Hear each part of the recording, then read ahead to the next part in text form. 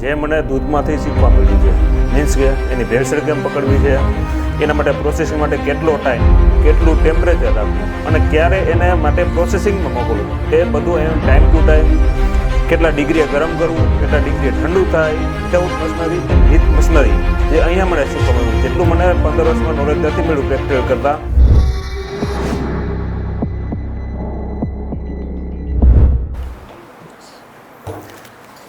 મારું નામ પ્રિયંક પટેલ છે. મારી ડેરીનું નામ કામધેનુ ડેરી ફાર્મ છે. હું છેલ્લા 15 વર્ષથી બિઝનેસ કરું છું ડેરી લાઇનમાં.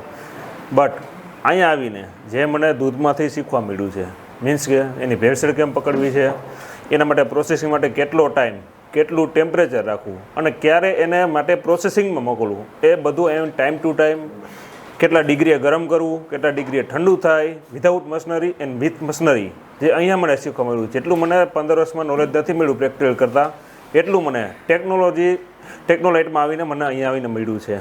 Thank you for Sandeep sir, Mukesh sir and Bharat sir.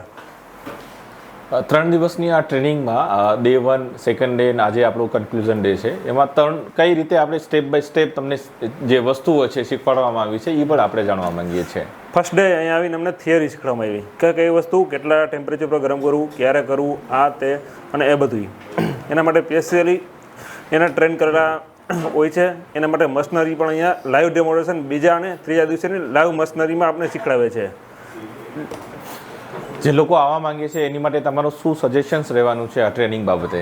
100% અહીંયા આવવું જોઈએ, બિકોઝ કે અહીંયા તમને લાઈવ ટ્રેનિંગ મળે છે.